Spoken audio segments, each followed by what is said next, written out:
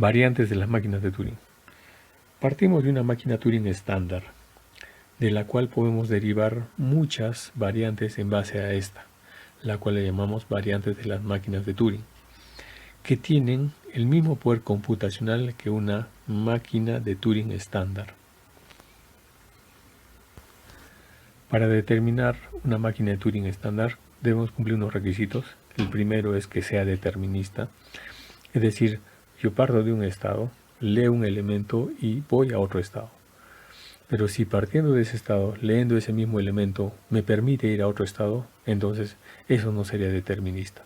Entonces una máquina de Turing estándar es aquel que partiendo de un estado, leo un elemento, me lleva a otro estado. Porque ya está determinado, no puedo ir a otro, no tengo esa duda por dónde ir. El siguiente requisito es que debe tener una sola cinta. El siguiente requisito es que el cabezal tiene que ser de lectura y escritura y debe ser solo un solo cabezal. El siguiente requisito es que la cinta debe estar ilimitado por la derecha. Puedo escribir cantidad de elementos o leer cantidad de elementos hacia la derecha, pero no así por la izquierda, que está limitado o acotado.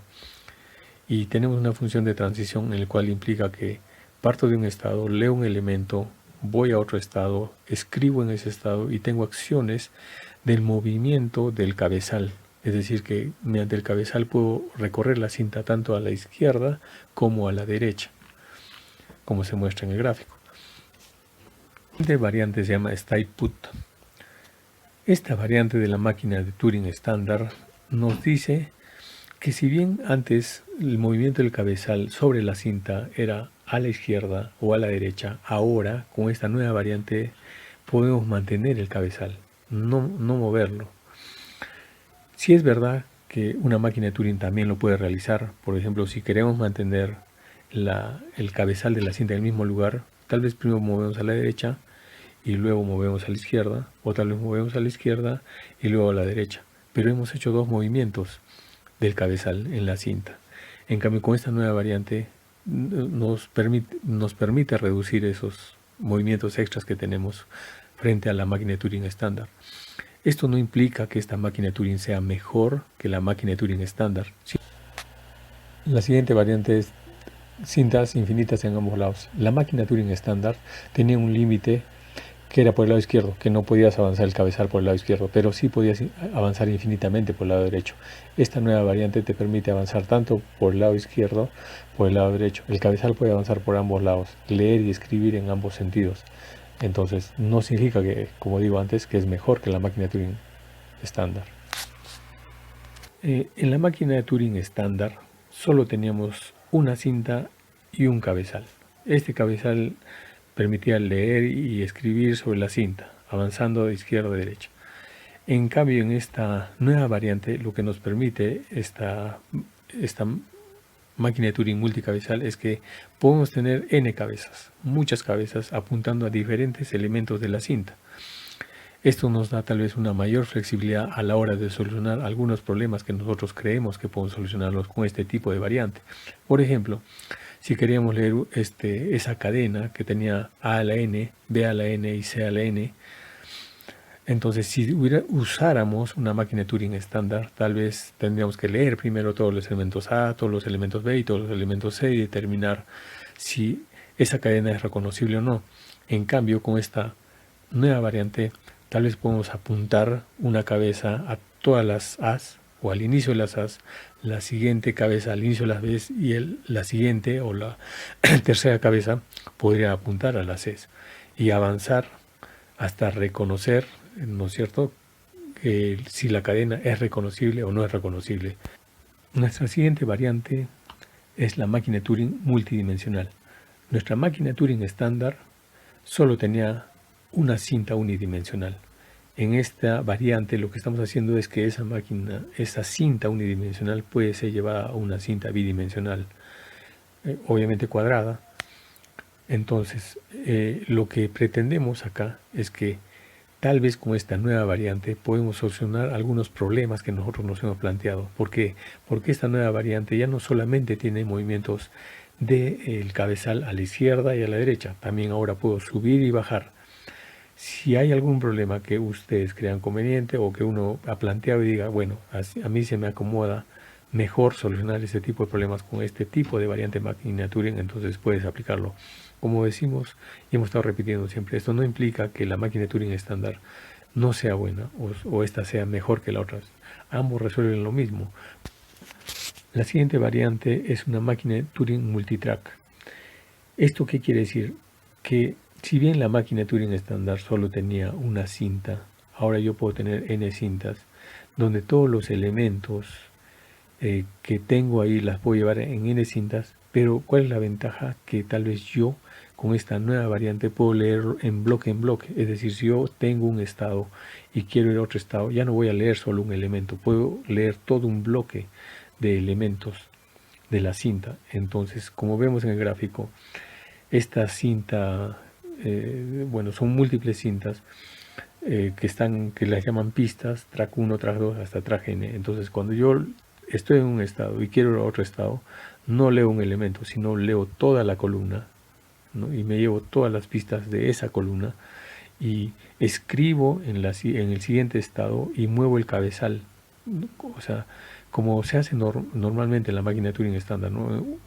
Leo, estoy en un estado, leo un elemento, escribo en el elemento y muevo el cabezal. Pero en este caso ya no solamente leo un elemento, sino leo un conjunto o un grupo de elementos. Lo hago en bloque, por así decirlo. Entonces avanzo tal vez más rápido. Como se está repitiendo, no es mejor que la máquina. La siguiente variante de máquina Turing es la de multicinta. En la máquina Turing estándar habíamos determinado que teníamos una sola cinta y un solo cabezal. En esta nueva variante lo que nos permite es tener 3 cintas y cada uno con su propio cabezal. Podemos tener una serie de problemas que podemos solucionar con este tipo de variante, pero ello no implica que la máquina Turing estándar no pueda solucionarlo. ¿Por qué? Porque esta máquina Turing también puede ser llevada a una máquina Turing estándar. Como vemos en el gráfico, esta máquina Turing multicinta es llevada a esta máquina Turing de una sola cinta, ¿no? Se inicia el proceso poniendo un hashtag, copiando los elementos de la primera cinta, hashtag copiando los segundos elementos, hashtag y los terceros elementos, etcétera, etcétera, etcétera. Y se pone un token o una referencia al elemento donde estaba o dónde está o dónde empieza el puntero, para poder identificarlo. No es que lo estamos trasladando de multicintas a una sola cinta, entonces debo saber dónde estaba antes el puntero, los cabezales en las cintas anteriores. Bueno, en general uno puede determinar qué variante usar, qué tipo de variante usar. Solo depende de qué tipo de solución quieres darle a tu problema, porque la máquina Turing estándar también lo hace, pero tal vez las otras variantes que hemos estado estudiando te permiten solucionarlo de una forma más flexible o más rápida. Buenas tardes, mi nombre es Cristian y vamos a continuar con la exposición de las máquinas de Turing, otras variantes de máquinas de Turing, que son las máquinas de Turing no deterministas y las máquinas enumeradoras. Las máquinas de Turing no deterministas es, como vimos en los conceptos en los autómatas, también en la parte de determinismo, asumimos que es determinista si es que en cualquier transición que se daba de un estado a otro era una única posibilidad. Es decir, si se leía un determinado carácter, pues había una acción determinada, pero no había otra posibilidad, era un único camino. En este caso, para las máquinas de Turing, también puede existir la posibilidad del no determinismo, es decir, existir muchas posibilidades o muchos caminos por los cuales uno puede llegar al estado siguiente. Y eso se puede ver viendo esta definición, que es la función de transición que comienza con una combinación de estados y caracteres de la cinta van a ir a un conjunto potencia, es decir, muchas posibilidades de estados, de caracteres en la cinta y relacionados también con una acción que puede ser izquierda o puede ser derecha. Si ven este diagrama de transición, ven, hay 4 estados, Q0 hasta Q3, y en cada uno de ellos van a observar que siempre en la primera parte de lectura que se lea un 1 o se lea un 0 o una cadena vacía, siempre es una única posibilidad. Pero ¿qué pasa del estado Q1 a Q2? Cuando se lea un estado vacío, una cadena vacía, como es en el caso de aquí, pueden haber 3 posibilidades, que en este caso podría darse el caso de escribir un 0, escribir un 1, e ir, digamos, a una acción derecha o una acción izquierda. Entonces, cuando se lea ese estado de aquí y se lea ese carácter vacío, se van a desplegar 3 máquinas de Turing, digamos, independientes que van a ir ejecutándose con el objetivo de ver si en algún momento exista un estado de aceptación para la cadena. Si en alguna de las ramas se da ese estado de aceptación, entonces se para la máquina y da como resultado final, ¿no? O un estado de parada, esa cadena aceptada por el lenguaje. Ahora, viendo algunos teoremas relacionados a las máquinas de Turing no determinista, uno de ellos es que toda máquina de Turing no determinista tiene un equivalente a una máquina de Turing determinista. ¿Y cómo hacemos posible eso? Pues, en este caso, con el uso de 3 cintas. Simulando una máquina determinista con 3 cintas, se puede, primero, en la primera cinta se da la cadena de entrada a ser probada. En la segunda cinta se da la simulación de esta misma cadena sobre la máquina de Turing no determinista, y en la tercera cinta se da las posiciones que va a tener la determinista sobre la máquina de Turing no determinista. ¿A qué se refieren estas posiciones? Viendo este gráfico, vamos a entender un poquito más. Digamos, se tiene la máquina determinista aquí, y esta máquina determinista pues va a tener en su cinta 1 la cadena W. Esta cadena W va a ser compartida dentro de la segunda cinta, que es la entrada de la máquina de Turing no determinista que está simulando esta cadena. Y estas las transiciones que vaya a realizar la máquina de Turing no determinista va a ser por la cinta 3. La cinta 3 es el que le va a dar las posiciones o los hijos que han sido elegidos durante la trayectoria de cada rama. Digamos, en este caso, fuera una representación general, digamos, en manera de árbol de las transiciones. Se comienza por la raíz, y cada nodo va a tener, digamos, una etiqueta de qué hijo, qué orden, cuál es el orden de los hijos. Digamos, este es el primer hijo, este es el segundo hijo. Si tuviera más n hijos o b hijos, se les da un orden igual, de manera consecutiva. Entonces, se sabe que por el no determinismo van a existir ciertos nodos que van a tener más de un hijo, no solamente un solo camino, sino varios caminos o varios hijos. Y por ejemplo, en este caso del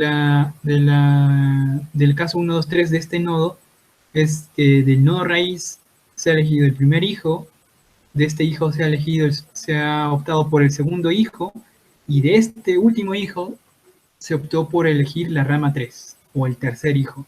Entonces, estas partes de aquí son los que almacenan, o son las colas que van a almacenar todas esas direcciones.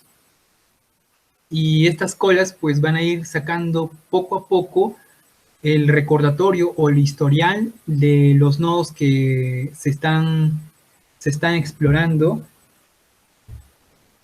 Y por ello, cuando se tiene en la última cola, digamos, se esté en el nivel 3, se saca una de las posiciones, se coloca en esta cinta y se simula en el no determinismo. Si es aceptada, pues enhorabuena, es aceptada por la máquina también de Turing determinista. Entonces, esa es la manera en la cual se puede convertir, ¿no?, su equivalente de la no determinista a una determinista. Además que algo especial es que por el hecho de usar colas y establecer por nivel en la exploración de los nodos, es una búsqueda por amplitud, en vez de usar una búsqueda por profundidad, ya que la búsqueda por profundidad usaría una pila, acumularía el historial de nodos que haya ido, digamos, bajando o eligiendo cada rama, pero al momento de sacar la pila sabemos que el primero en entrar es el último en salir. Entonces se tiene que evaluar toda una rama independientemente, o sea, tiene que terminarse esa rama de evaluarse hasta el nivel más profundo, pero el problema es que esta máquina de Turing no determinista podría entrar en un loop si se evalúan en cadenas infinitas o que tomen un cierto tiempo, un tiempo considerable de evaluación. Y podríamos nunca llegar a evaluar las otras cadenas si es que tuvieran estado de aceptación, ¿no? Ya que esta, digamos, fuera un estado al último de rechazo o entra en un loop, entonces no se podría evaluar las otras cadenas vecinas. Para que no suceda eso, es por eso que se evalúan cadenas, los nodos, poco a poco, o sea, bajando nivel por nivel. Y esa evaluación va a permitir que en algún momento llegue a un estado de aceptación para la máquina determinista. Ese es uno de los un equivalente entre no deterministas con deterministas. Otra, digamos, como algo consecuente es un lenguaje de Turing reconocible, es decir, es aceptado por una máquina de Turing, la cadena. Sí, solamente sí, una no determinista reconoce esto. Como sabemos, el hecho es inmediato de una determinista, es automáticamente ya una no determinista, si es que se cumple primero esta como verdad la parte izquierda. Si se cumple como verdad la parte derecha, ya sabemos que por esta teoría, este primer teorema, toda máquina no determinista tiene su equivalente a una determinista. Entonces, también se cumple en esa dirección. Ahora, existen también otros teoremas. Primero, esta definición como recordatorio. Un lenguaje que está incluido, digamos, por toda la combinación de cadenas dentro del alfabeto. Decimos que la máquina de Turing decide, L, es un decisor del lenguaje. Si para toda cadena pertenece en este caso al lenguaje, o es aceptada por la máquina de Turing. Entonces la máquina de Turing decide este lenguaje o las cadenas que tenga ese lenguaje. Llamamos máquina de Turing no determinista decisor, siempre y cuando en alguna de sus ramas llegue a un estado de aceptación, ¿no? Y eso sí se va a cumplir de alguna manera, de alguna otra manera, sí o sí va a haber un estado de aceptación en las máquinas de Turing no determinista, por el hecho de esa equivalencia con el determinismo, para que llegue a un estado de aceptación. Ahora, otro teorema también interesante es que una no determinista siempre para, o va a tener ese estado de parada sobre todas sus ramas de su computación. En algún momento, cada rama va a tener un estado de parada, sea de aceptación, sea de rechazo, pero lo va a ver.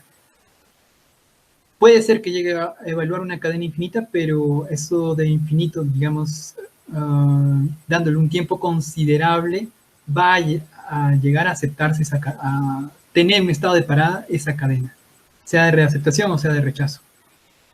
Por ende, entonces la determinista también tiene ese estado de parada.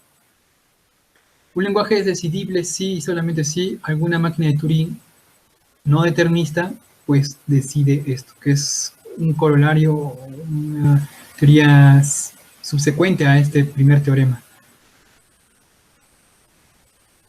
Ahora, esa es una de las variantes de la máquina de Turing. Otra variante es las máquinas enumeradoras, pero también a manera de recordar algunos tipos de máquinas especiales para ciertos tipos de lenguajes. Existen, en este caso, lenguajes de Turing decidible, que es también conocido como lenguaje recursivo. Lenguaje recursivo es decir que tiene estas tres características. L es aceptada por una máquina de Turing. M, esta máquina siempre para, siempre, o sea, se detiene.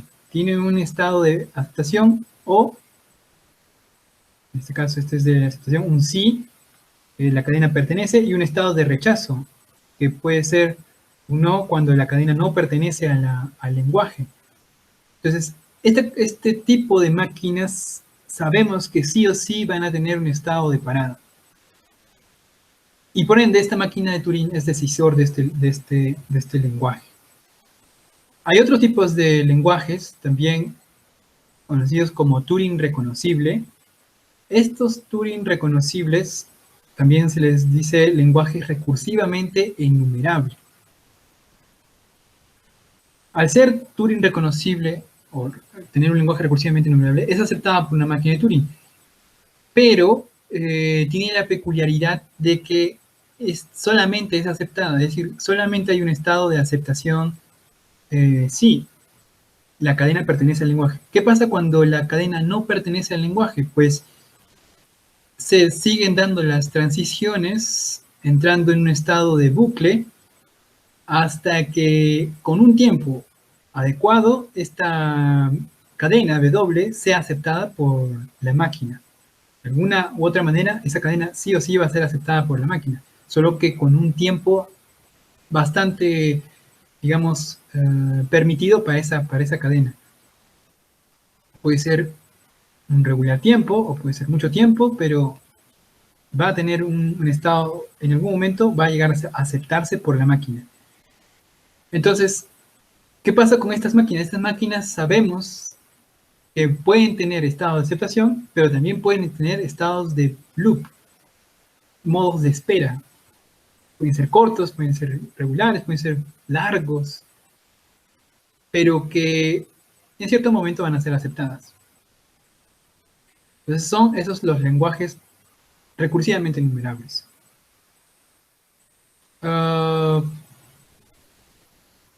Prosiguiendo entonces para el paso de las máquinas enumeradoras, ya conociendo esos dos previos conceptos, existe un lenguaje que es Turing reconocible, es decir, lenguaje recursivamente enumerable, de ahí que exista una máquina de Turing enumerable. Ahora, una máquina de Turing enumerable es aquella máquina pues, que acepta una cadena, que simplemente al ser aceptada, la saca como output y la imprime, ¿no? Como ven aquí, todas estas cadenas han sido aceptadas por la máquina de Turing, la W1, la W2 y W3, separadas por un carácter especial, digamos, hashtag o Michi, y que van a ir imprimiéndose conforme acepte esas cadenas dentro de la máquina de Turing. Entonces, esa es, digamos, la característica principal de una máquina enumeradora, las imprime. ¿Qué otras características posee la máquina enumeradora? Si, digamos, en el caso en que no pare, si no para o no tiene un estado de parada esta máquina, entonces puede imprimir infinitamente. Sí, puede ser que entre en un estado de loop y se considere que se sigan realizando las transiciones, imprimiéndose los caracteres dentro de, aún por completar de esta cadena, y nunca llegue a terminar, porque, bueno, no es que nunca llegue a terminar, sino que es demasiado grande el proceso, o los pasos o las transiciones, que nosotros, bueno, como humanos, pues no lleguemos a observar por el tiempo que nosotros también disponemos, entonces no lleguemos a un tiempo considerable a ver su salida, pues puede imprimir infinitamente. Por eso es el trabajar con lenguajes recursivamente enumerables, por tener ese estado de loop. Ahora, es la colección de cadenas, como vemos, el output colecciona todo ese tipo de cadenas, que en algún momento se tienen que imprimir sí o sí. Es lo que ya había mencionado. Ahora, las cadenas son generadas e impresas en cualquier orden. No tienen un orden específico. Pueden estar en desorden y también pueden repetirse. Puede llegar a volver a imprimirse la misma cadena otra vez. Son las propiedades, digamos, de una máquina enumeradora. Ahora, viendo algunos teoremas que se originan por estas máquinas enumeradoras, son las siguientes. La primera es: un lenguaje es Turing reconocible, es decir, es recursivamente enumerable, si el enumerador enumera este.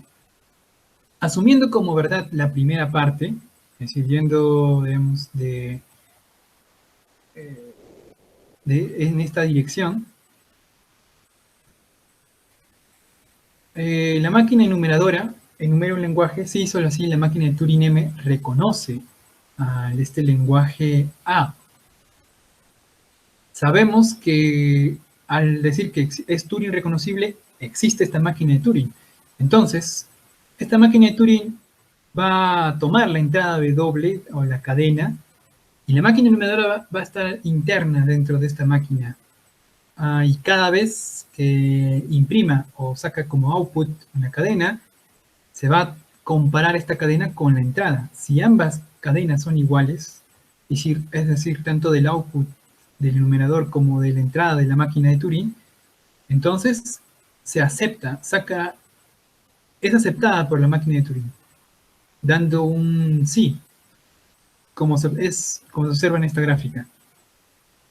Entonces, la cadena entra a la máquina de Turing por el hecho de que es Turing reconocible, y internamente la máquina enumeradora va a ir imprimiendo cada una de las cadenas y van a tener que evaluarse. Si son iguales lo que se imprime con lo que ha entrado, entonces eso quiere decir que la máquina de Turing acepta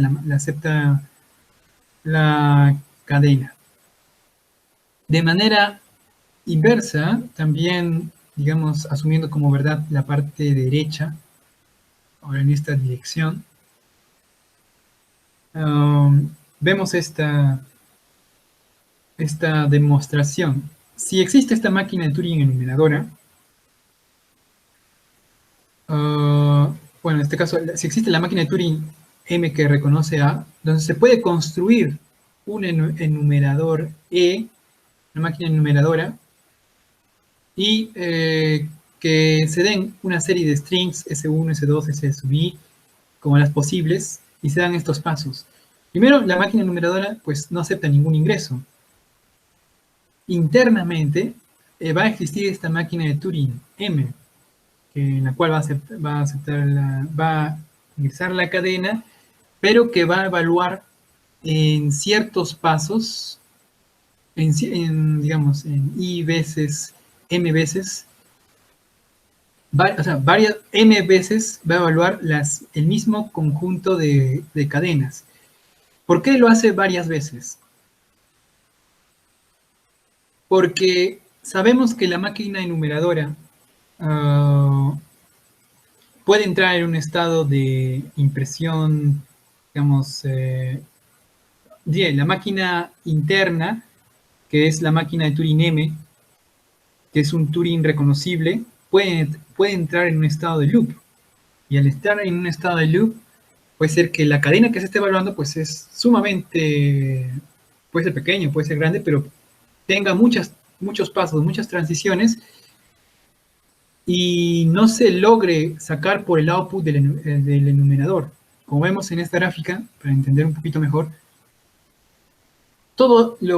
la máquina enumeradora va a englobar a la máquina interna de M, y simplemente la máquina enumeradora va a imprimir las cadenas.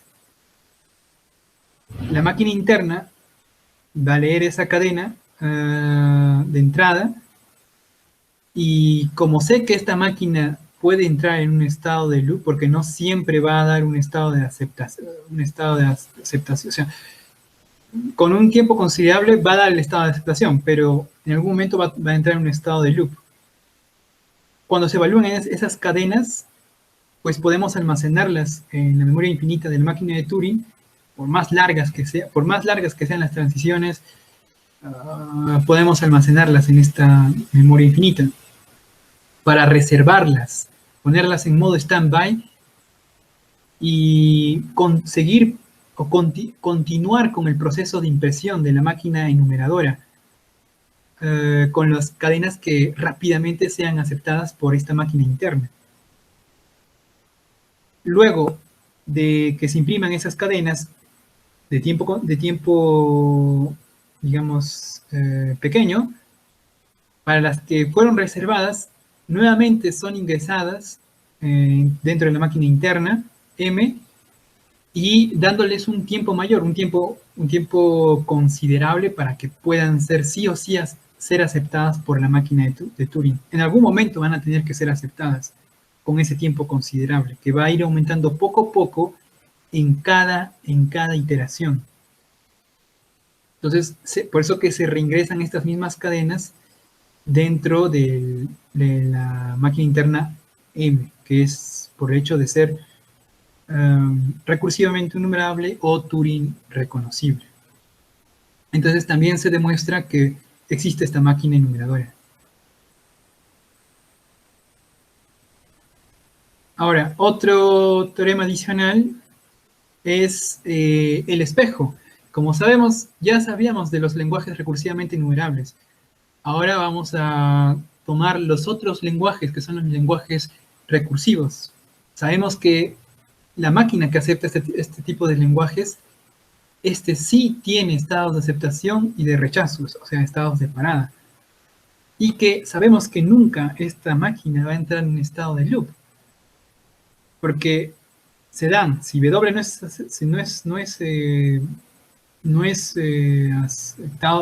no pertenece al lenguaje, se le da un no, y si pertenece, se le da un sí. Entonces el teorema nos dice, si L es recursivo, sí, solo sí, L puede ser generado en orden. Como sabemos, en los anteriores, al ser lenguajes recursivamente enumerables, todas las salidas, tanto del numerador como aquí de la máquina general, fue dado en cualquier orden, en desorden. No tenían un orden específico. Pero para estos tipos de lenguajes, sí se debe cumplir que la salida deba ser en orden. Entonces, asumiendo como verdad, digamos, otra vez, la parte derecha, se debe demostrar que L es recursivo. Debe ser verdad que L es recursivo. Entonces, M' es la máquina de Turing por aceptar el lenguaje recursivo y tener los dos estados de aceptación y de rechazo. Internamente está la máquina enumeradora que va a sacar los outputs, pero antes de entrar en esta máquina de Turing interna, sacamos el largo de nuestra cadena. ¿Cuántos caracteres tiene o contiene esa cadena? Asumiendo que el orden es por el número de caracteres. Primero se imprimen los de carácter 1, después se imprimen los de carácter 2, después se imprimen los de carácter 3, y así sucesivamente. Ese va a ser el orden. Entonces, sacamos el largo de la cadena de entrada y también el largo del output del enumerador. Conforme va imprimiendo, comparamos si estos largos son iguales, entonces es aceptado por la máquina. En caso de que el largo sea mucho mayor, o sea, que imprima, digamos, la máquina interna, el enumerador, imprima una cadena que tenga mucho más caracteres que la cadena de entrada, entonces, se coló una cadena que debió ir después, porque tenía que primero ir esta cadena de entrada, primero por tener un largo menor. Entonces no se acepta esa cadena en la máquina de Turing general. Entonces, así se podría decir que esta máquina, si existe esta máquina enumeradora que lo imprime en orden internamente, entonces la máquina, va a existir una máquina de Turing general para que acepte este lenguaje recursivo. Va a aceptar un lenguaje recursivo porque tiene esos dos estados de aceptación y de rechazo. Lado contrario, si es que, digamos, si es que el lenguaje es recursivo, entonces, pues, L puede ser generado en orden. Eso quiere decir que tenemos nuestra máquina enumeradora que asumimos que va a imprimir, en este caso, va a imprimir en orden todas las cadenas. Pero eso se debe ¿a qué? A que la máquina interna que pertenece a un lenguaje recursivo, sabemos que va a tener dos estados de aceptación y de rechazo. Y que sabemos que esta máquina nunca va a entrar en un estado de parada. Va a entrar disculpen, nunca va a entrar en un estado de loop. Ese loop, pues ya no nos permitiría saber si va a estar en orden, en este caso en un orden específico. Por ello que, como sabemos que esta máquina siempre va a entrar en un estado de parada, sea de aceptación o sea de rechazo, entonces podemos darle la cadena de entrada en el orden en que nosotros queramos establecer. Entonces, si la cadena entra en orden, al momento de salir por la máquina y ser aceptada esa cadena por la máquina, también todas esas cadenas van a salir en orden.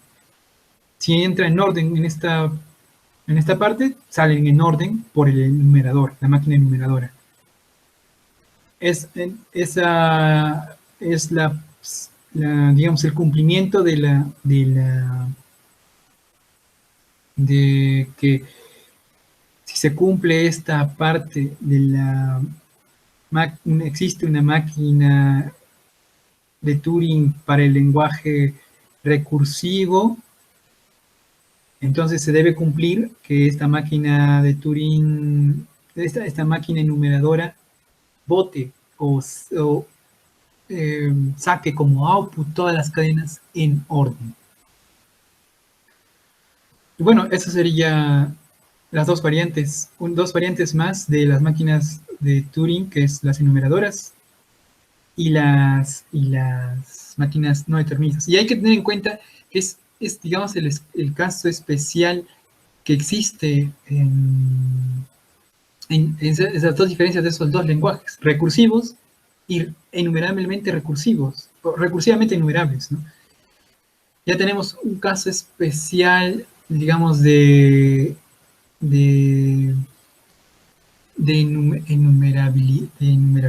enumerabilidad, porque, digamos, sabemos que hay números naturales, números enteros, números racionales que son, digamos, recursivamente enumerables, es decir, pueden haber números infinitos y que si le damos por una máquina de Turing, en algún momento esas cadenas con un tiempo considerable, sean las transiciones que tengan que realizar, va a obtenerse un output, un resultado por esa máquina de Turing. Pero es muy diferente a trabajar con los lenguajes recursivos, que, digamos, es la manera en cómo nosotros limitamos, es, digamos, ya parte de los algoritmos, ¿no? Damos un inicio y un fin. Sabemos cuál es el límite el boundary o los límites que se tienen que tener en cuenta, y sabemos qué resultados, digamos, está parametrizado, o sea, correctamente, y sabemos en qué tiempo, digamos, va a darse el resultado. Pero es muy diferente a trabajar con los otros lenguajes, y que mayormente al usar las demostraciones matemáticas se usan mayormente los lenguajes recursivamente enumerables. para hacer las demostraciones, porque en la mayoría de casos pues se trabaja con cantidades, grandes cantidades, digamos, de caracteres o números, y es esa parte que nos va a decir, bueno, y que mis compañeros más adelante van a poder hablar sobre ese aspecto de decidibilidad o cuando una máquina de Turing no es decidible. Bueno, eso sería todo y continuamos con la siguiente parte. Mi nombre es Cristian Apari y continuando con esta exposición vamos con el tema de indecibilidad. A modo de introducción, Alan Turing escribió muchos programas para descifrar códigos y entre ellos se dio cuenta que muchos de ellos se colgaban o se quedaban dando vueltas. Entonces él quiso escribir un programa perfecto que nunca se cuelgue. La forma lógica para hacer esto vendría a ser probando todas las entradas posibles para obtener todas las salidas necesarias. Sin embargo, esto es poco práctico ya que son demasiadas combinaciones. Inclusive hay un problema más a fondo que vendría a ser el cual no sabemos si el programa en realidad está avanzando, sigue ejecutándose o de repente se ha detenido. Entonces el principio de indecibilidad de Turing dice que no es posible escribir un programa que decida si otro programa cualquiera está correctamente escrito. Teorema de la indecibilidad. Bueno, vamos a suponer de que tenemos una máquina de Turing ATM, ¿sí? Que en este caso sea indecidible, ATM sea indecidible. Le pusimos ATM porque simplemente las máquinas de autómatas finitos deterministas y las gramáticas libres de contexto son en este caso decidibles. Al ser una máquina indecidible A de TM, tenemos la siguiente ecuación, que vendría a ser que existe una máquina con una cadena W, ¿sí? En donde M es una máquina de Turing y M acepta todas las cadenas W. Tenemos también un conjunto de la entrada de esta máquina W, donde M, que es una máquina de Turing, acepta cualquier cadena W. Entonces, simulando una entrada W, vamos a ver de que vamos a tener simplemente dos estados, ¿sí? Un estado de aceptación y otro de rechazo. Significa que en un problema de indecibilidad es o un sí o un no, y siempre se va a basar en una condición, ¿no? Entonces el resultado final vendría a ser o salgo del programa o me sigo quedando dentro a hacer quién sabe qué. Entonces, para para representarlo de forma gráfica, supongamos en este diagrama, si tenemos un lenguaje P, ¿sí? Como entrada un lenguaje P y una entrada, vamos a tener una única decisión que me va a decir si yo voy a salir del programa o si voy a continuar dando vueltas, ¿sí? Obviamente si salgo, esto se hace en un solo paso, y al estar dando vueltas aquí, simplemente no vamos a saber cuándo salir. Método de diagonalización. George Cantor estaba preocupado por el problema de medir los tamaños de conjuntos infinitos. Sí, como la indecibilidad trata de conjuntos infinitos, él quiso determinar este tamaño de dos conjuntos infinitos. Entonces, obviamente para conjuntos finitos es fácil porque simplemente mides el tamaño de las entradas de estos conjuntos y ya. Pero en conjuntos infinitos vendría a ser difícil. Entonces propuso una solución a este problema y hay una estructura que dedujo de que por medio de la estructura de una matriz sí es posible juntar dos conjuntos infinitos y poder contarse. Entonces él decidió de que en una matriz sea posible emparejar los elementos de dos conjuntos, y bueno, si un conjunto puede emparejarse con otro, significa que ambos tendrían el mismo tamaño, ¿sí? Eso significa de que este método compara los tamaños de los conjuntos infinitos sin tener que contarlos. Solo que en este caso no vamos a ir por la forma tradicional de emparejamiento, ¿no? Que vendría a ser hacia el infinito, sino va a tener otro tipo de estructuras. Definición de diagonalización. Vamos a suponer que tenemos un conjunto A y un conjunto B. ¿sí? Que son funciones diferentes que vendrían a tener elementos diferentes. F se podría decir que está en todos los conjuntos de B y también en los conjuntos de A, ¿sí? Entonces vamos a concluir de que estos conjuntos, que son diferentes en funciones y en elementos, sean de igual tamaño uno a uno, significaría de que están representados el uno con el otro. A esto se le llama correspondencia, significaría de que A está asignado a B. Esta correspondencia simplemente se podría traducir como emparejar elementos de A con los elementos de B. Vamos a ver un pequeño ejemplo de emparejamiento con respecto a los números naturales y al conjunto de números pares. Como vemos, el conjunto n son los números naturales del 1 al infinito y e son los conjuntos pares. Entonces vamos a ver que la función de emparejamiento vendría a ser 2n, como vemos en el lado derecho, ¿sí? A 1 le corresponde 2, a 2 4, a 3 6 y etcétera hacia el infinito. En este caso la estructura de emparejamiento es vertical hacia abajo, hacia el infinito, pero ya deducimos de que tienen el mismo tamaño.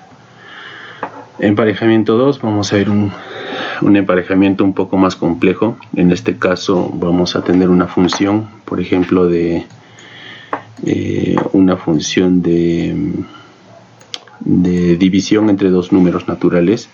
Entonces esta fracción supuestamente pareciera de que las fracciones de los números que pertenecen a los números reales son mayores a los números naturales. Sin embargo, vamos a formar una estructura con estos dos números naturales, de tal forma que vamos a buscar un emparejamiento diferente. Ya no va a ser 1 a 1.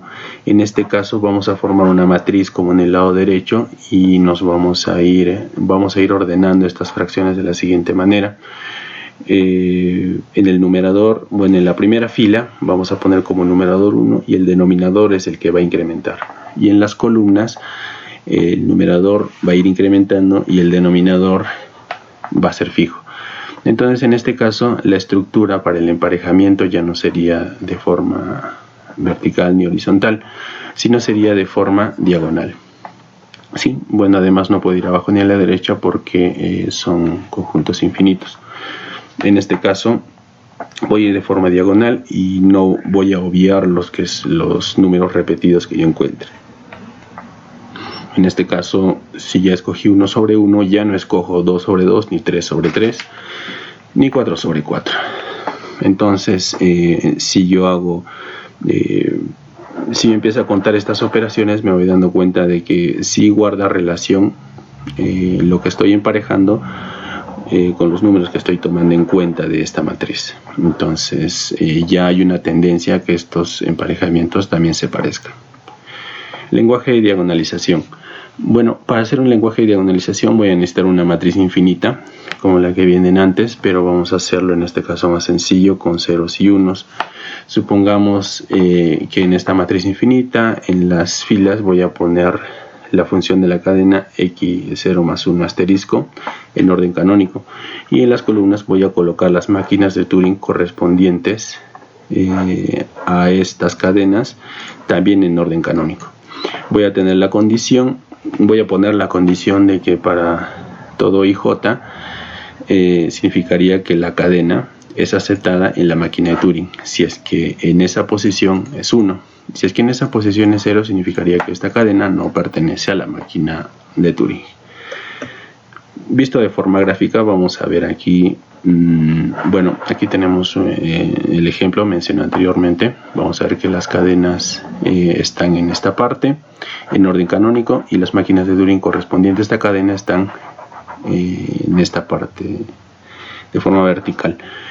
Entonces, como ya se dijo en las condiciones, vamos a ver de que si es que es un 0, en este caso este 0 indicaría de que la máquina de Turing 3 no pertenece a la cadena 5, ¿sí? Para ver la demostración de esto, vamos a considerar una LDD, una función LDD que lea una cadena W Entonces aquí le vamos a decir, vamos a comprobar los ceros, ¿no? Para saber que cumple la condición. Entonces vamos a suponer que esta función ya es una función indecidible y aquí tenemos las condiciones, ¿no? Si es 0 pertenece a esta cadena y si es 1 no pertenece a esta cadena. Significaría que el LDD no es recursivamente enumerable. Ahora, vamos a suponer lo contrario, de que sí es, ¿no? Entonces debería de aceptarnos. Eso significaría de que va a existir una máquina de Turing en el cual va a existir un elemento que contenga este LDD. Sí, también vamos a tener que para toda la fila, para todas las filas también debería pertenecer esta máquina de Turing, ¿ya? Entonces vamos a coger un elemento que esté en el medio de las cadenas, vamos a hacer que pertenezca a LDD, vamos a suponer, significaría que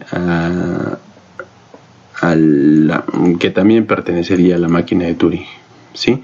Eso significaría de que su respuesta de ese debería ser 0 porque supuestamente pertenece, ¿ya? Pero aquí vamos a encontrar una contradicción, ya que no es posible tampoco de que este elemento pertenezca a la máquina de Turing y también no pertenezca a LDD. Si supuestamente si los estoy igualando debería de pertenecer a ambos, pero no es así porque estaría guardando contradicción con la condición que hemos puesto al inicio. De la misma forma, si yo tengo una máquina que no pertenece y mi respuesta debería ser 1, entonces no pertenecería a la condición que estoy poniéndole desde el inicio.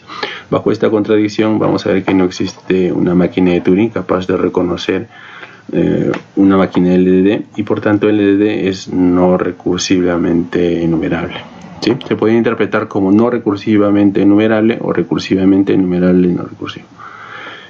Bueno, eso vendría a ser todo y doy paso a mi compañero para la siguiente parte.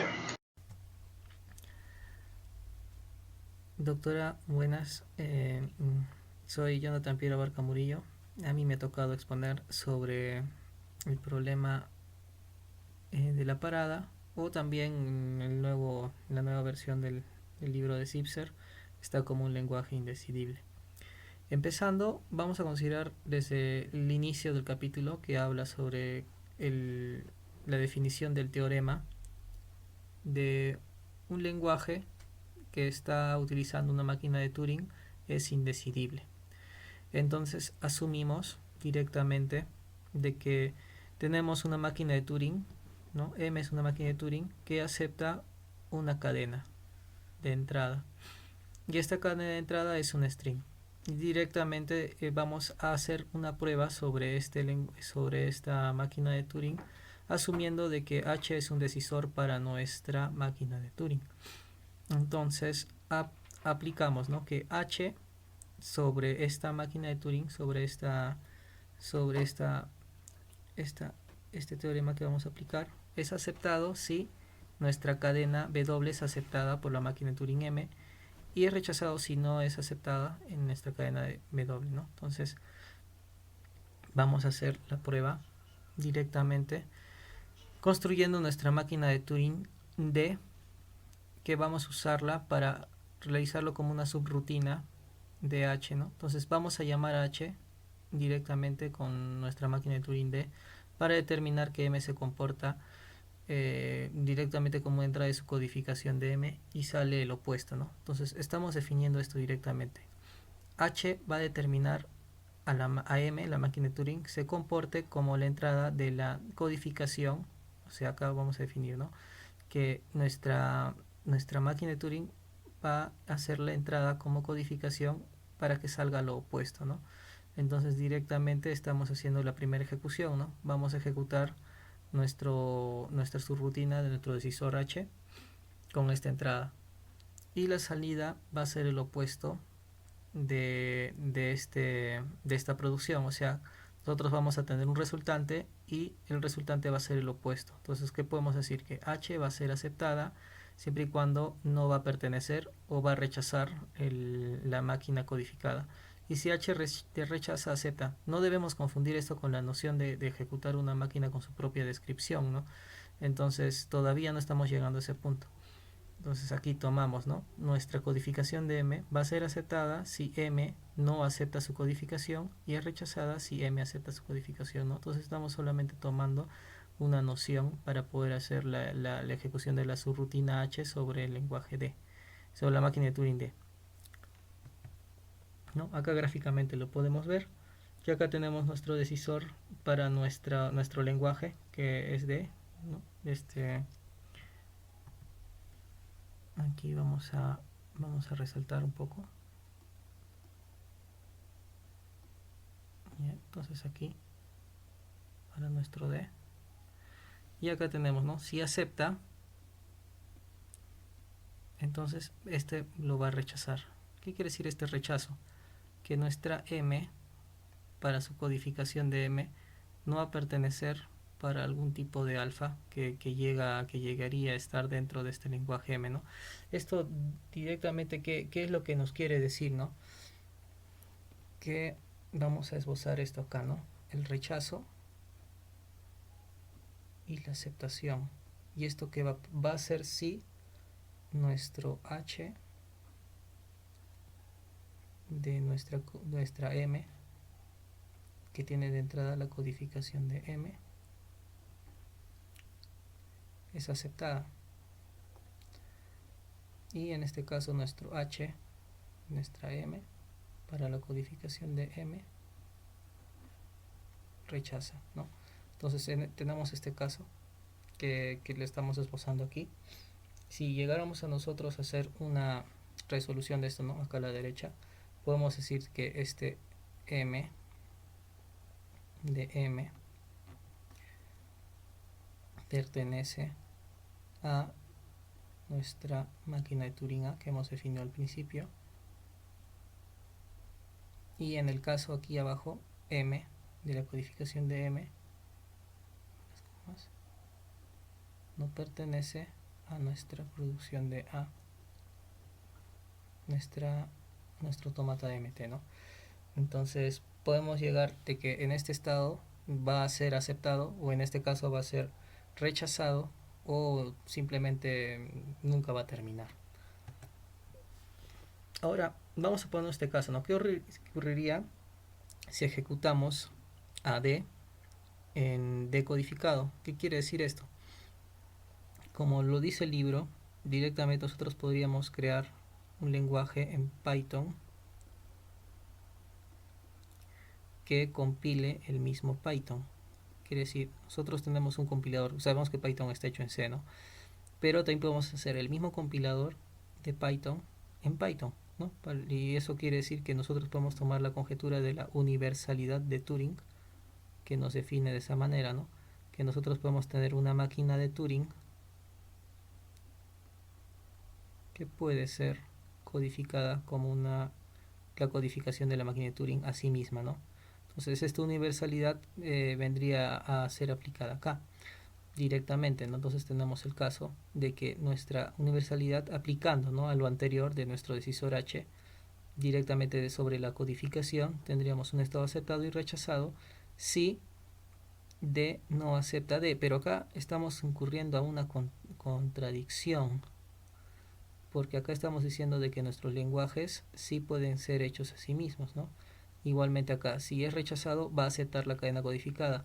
Lo que estaría pasando es que estamos forzando a hacer lo opuesto, ¿no? Acá directamente por lo que estaríamos diciendo de que nuestra máquina D, utilizando una subrutina H, está haciendo lo opuesto, pero en realidad nosotros deberíamos tener el caso base, ¿no? En el caso de que es aceptado, D acepta su codificación de D, y rechazado si no acepta su codificación de D. Entonces estaríamos entrando en una contradicción, ¿no? Entonces acá podríamos decir que esto es una contradicción,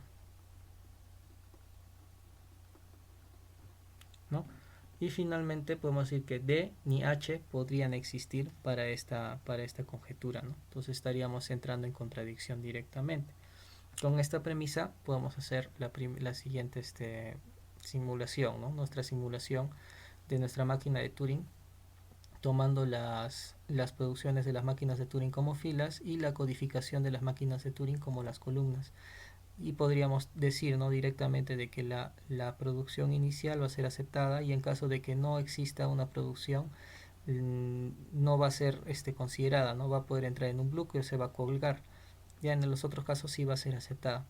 Entonces tendríamos una entrada MI para una codificación MJ que sea aceptada. Entonces vamos a aplicar ahora nuestro valor H o nuestro decisor H para nuestra conjetura directa, ¿no? Que lo que vamos a hacer es de que nuestra máquina sub I va a aceptar una máquina sub J siempre y cuando exista. Entonces en este caso está aceptando porque existe desde la primera definición que hemos tomado aquí, ¿no? Que es aceptado si M acepta su cadena, y si no acepta su cadena, y en el caso de acá lo tendríamos que directamente ya vamos a hacer la parte del opuesto cuando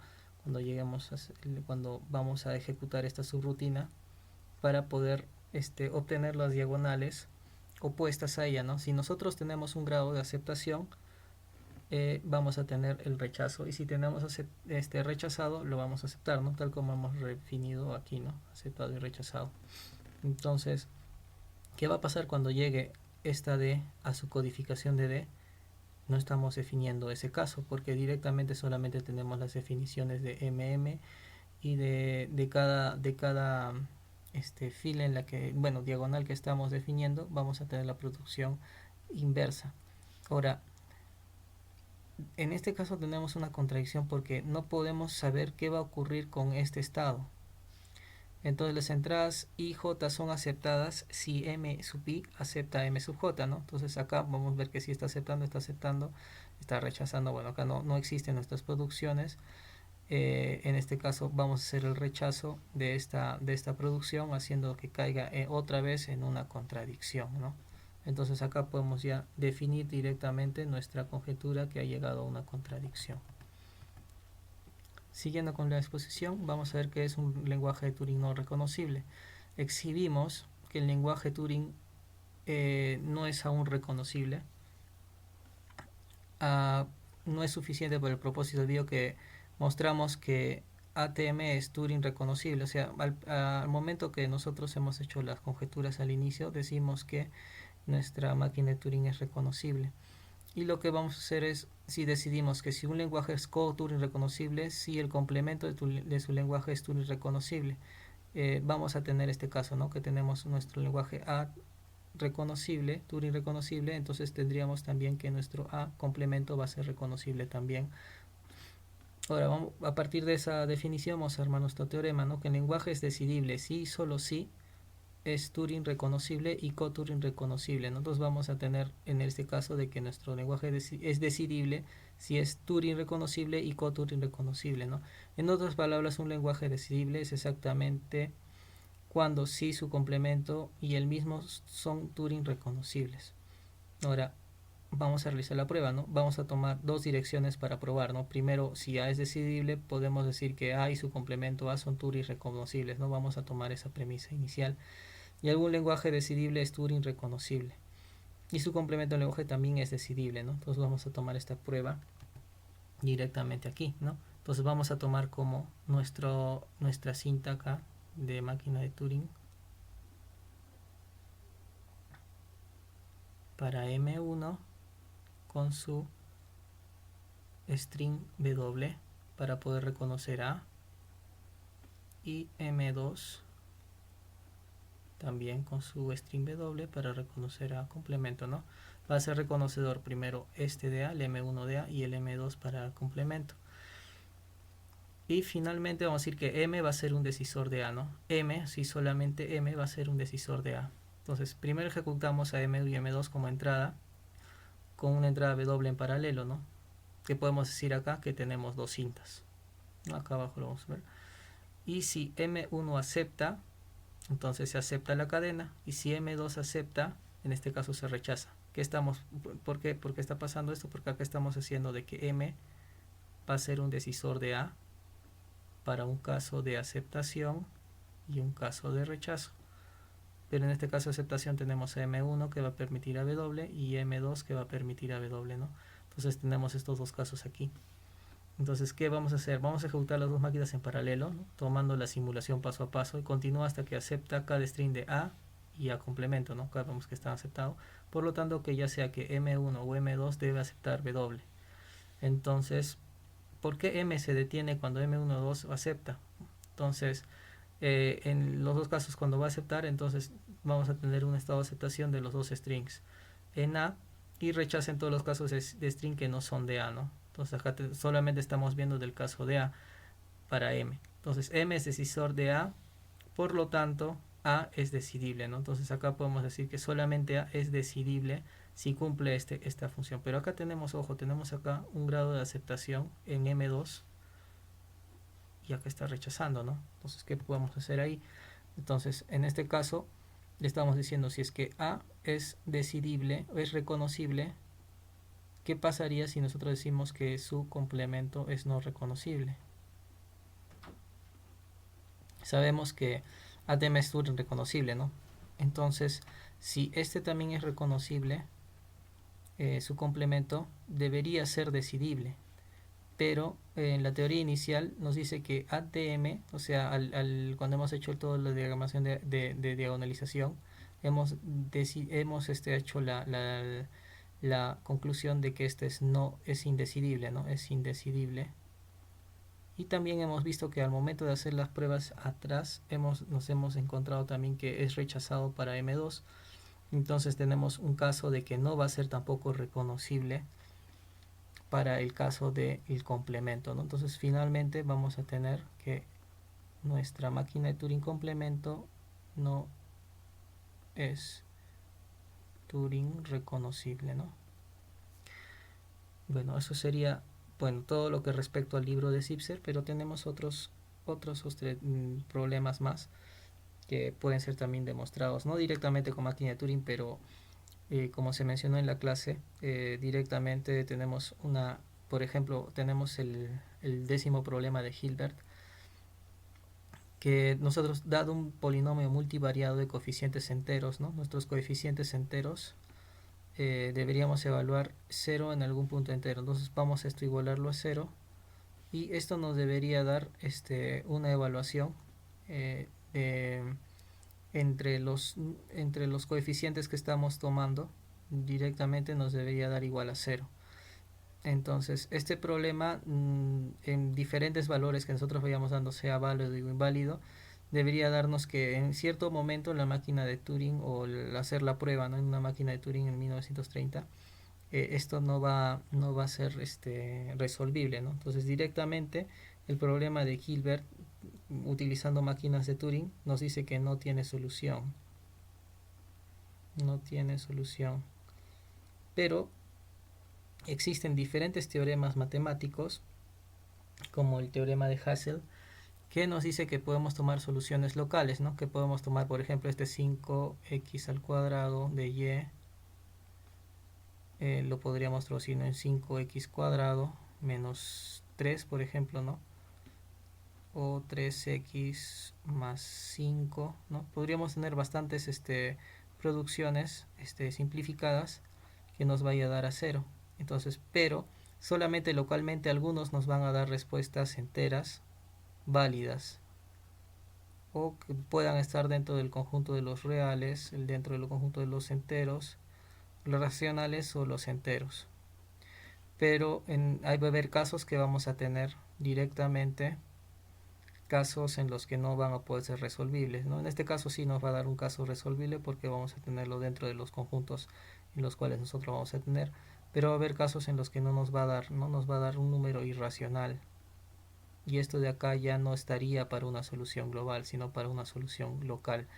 Claro, en la conjetura de local nos dice que si es que existe una solución local, es posible que exista una solución global, pero lastimosamente el algoritmo podría ser que se cuelgue y no podría terminar nunca, entraría en un estado de loop, ¿no? Entonces este problema 10º de Hilbert aún sigue todavía estando en revisiones para poder encontrar una solución que podría darse en términos locales por ahora. El problema de la postcorrespondencia es un problema que nosotros lo vemos como el problema del dominó. ¿Qué quiere decir? Que la mitad superior debería ser a la mitad inferior, ¿no? Por ejemplo, tenemos estos tres dominos acá como producción, y tendremos que determinar si alineando los dominó con repeticiones permitidas podemos hacer que las cadenas concatenadas en la parte superior de las fichas del dominó sean iguales a las concatenadas en la parte inferior, ¿no? Si nosotros concatenamos acá A, B, C, entonces vamos a tener la misma producción en la parte inferior. Esta es una cadena válida, por ejemplo, ¿no? Si nosotros pasamos una máquina de Turing, aquí nos va a dar válido porque estamos pasando una cadena válida. Ahora, esta cadena válida es simplemente por deducción directa, ¿no? Porque acá estamos pasando una cadena válida, pero podemos tener bastantes bloques, ¿no? Entonces nosotros deberíamos definir a un bloque W1 con su otro bloque B2 o W2, ¿no? Tendríamos aquí dos bloques W1 y W2 que pertenecen a un lenguaje, ¿no? Ahora nosotros vamos a tener la producción anterior para poder armar la secuencia, ¿no? Toda esta conjetura de aquí, podemos armar una secuencia, y la secuencia que podemos armar vendría a ser de esta forma, ¿no? W1, W2 con B2. ¿Qué quiere decir? Que esté poniendo estas producciones tal cual aquí abajo, que van a tener el mismo tamaño infinitamente hacia adelante, ¿no? No quiere decir que estos tengan la misma cantidad de string, no hay que confundir con eso, ¿no? Solamente es para poder definir de que nosotros tenemos un n mayor a 0, que mayormente puede ser un conjunto de 1, 2, 3 o un conjunto infinito hacia adelante. Y también podemos decir de que para que se cumpla esto tendríamos que decir que W1, W2 hasta WN sea igual a B1, a B2 hasta Bn, ¿no? Entonces tendríamos esta definición aquí. Y a partir de esto, ¿no? Vayamos a encontrar una solución a encontrar solución a un rompecabezas, ¿no? Porque nosotros estas soluciones nosotros le vamos a llamar rompecabezas al final, ¿no? Podemos también tener producciones inválidas, ¿no? Por ejemplo, este P1 de aquí, que podría solamente tener una producción pequeña, ¿no? Que no va a resolver, no va a satisfacer, ¿no? Entonces acá no va a satisfacer a nuestro lenguaje. Claro, acá estamos diciendo que no pertenece, simplemente que no va a satisfacer en esta cantidad de bloques. Lo que nosotros queremos es, bueno, vamos a definir el teorema, ¿no? Tal y cual como lo definimos en el anterior, lo que estamos haciendo para comprobar la indecibilidad. Ojo que lo anterior, lo que hemos comprobado es propuesto como el teorema de la parada, ¿no?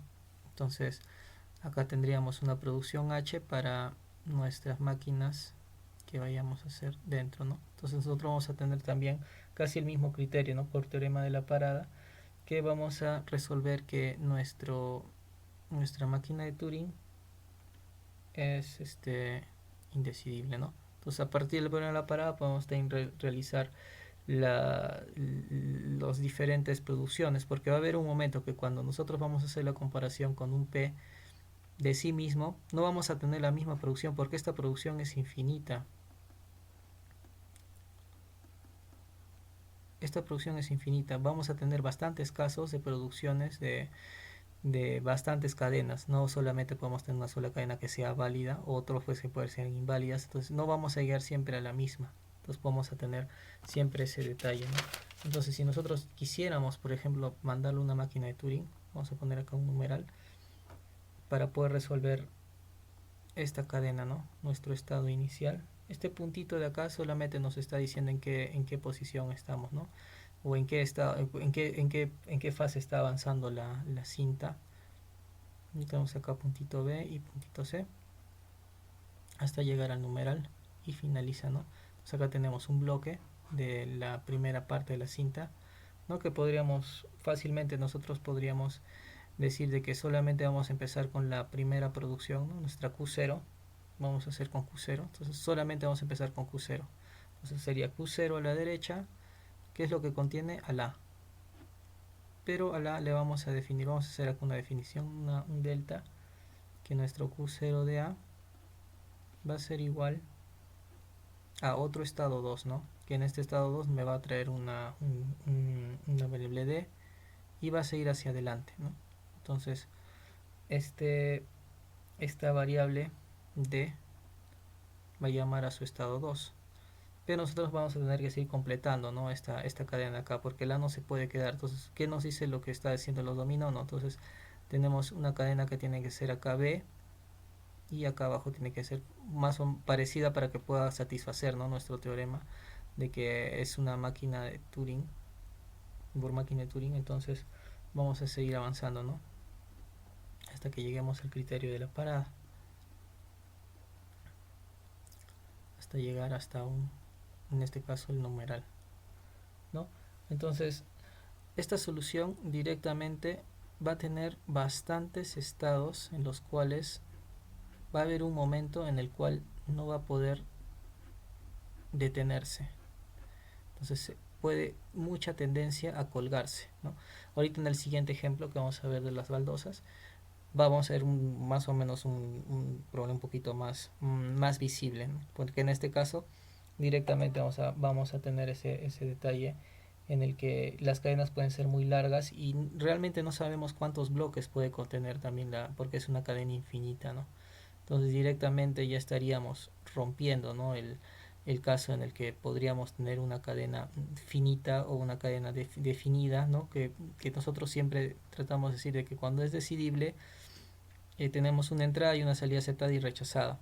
Pero en este caso tenemos una entrada bien aceptada, rechazada, como lo hemos visto acá, que esto puede ser de que no pertenezca, una cadena aceptada, pero esta cadena aceptada ha tenido una producción demasiado larga, entonces puede ser que también se quede dando vueltas. Por ejemplo, si nosotros no hacemos una buena producción, una aceptada, puede quedarse dando vueltas, ¿no?, en una de las producciones, en uno de los estados de la máquina de Turing, y ya tendríamos el problema de que se llega a colgar, y si es que hay un momento en el que se llega a colgar, tendríamos que aplicar el teorema de la parada, y ahí cuando llegamos a hacer una comparación de uno mismo hacia uno mismo, nunca va a llegar a terminarse. Y acá directamente decimos que este es un problema indecidible.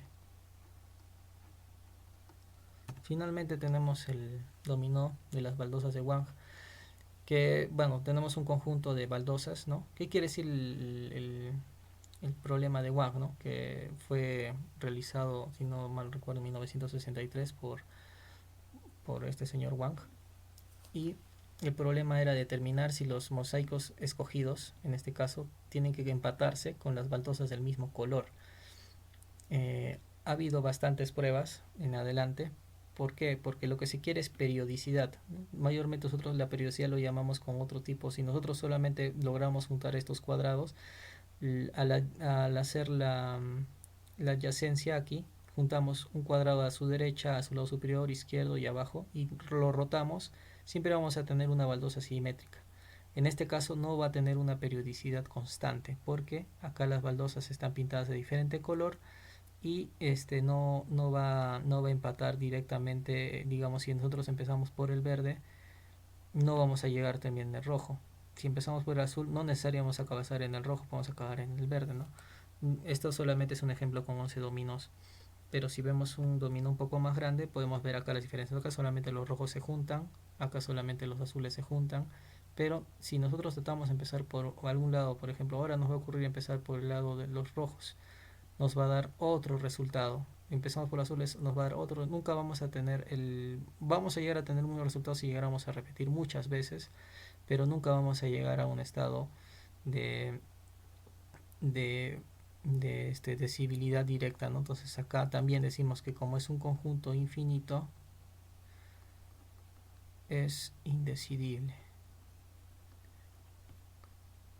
Actualmente este problema de dominó de Wang tiene solución hasta 11 dominós, pero como lo dije anteriormente, es un problema que ha sido resuelto localmente, y para ese tipo de resoluciones, por ejemplo, hay filtros para los azules o aplicación de filtros en imágenes aplicando este concepto de la coloración de las baldosas de Wang, y ha dado buenos resultados, ¿no? Entonces actualmente sí tiene una aplicación directa en los algoritmos y está dando mejores resultados. Que la investigación es del 2015.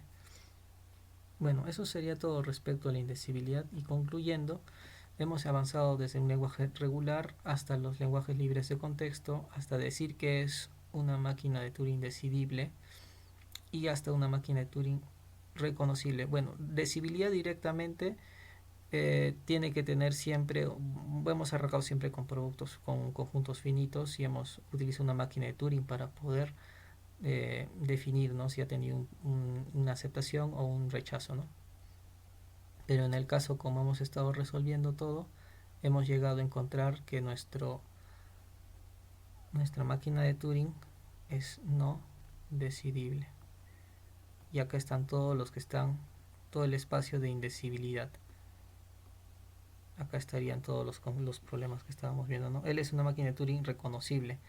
Desde la jerarquía, todo lo que está desde regular hasta Turing reconocible es considerado decidible hasta que salimos hasta ser un Turing indecidible, ¿no? Bueno, digo no Turing, directamente un lenguaje indecidible. Y eso sería todo para nuestra exposición. Muchísimas gracias.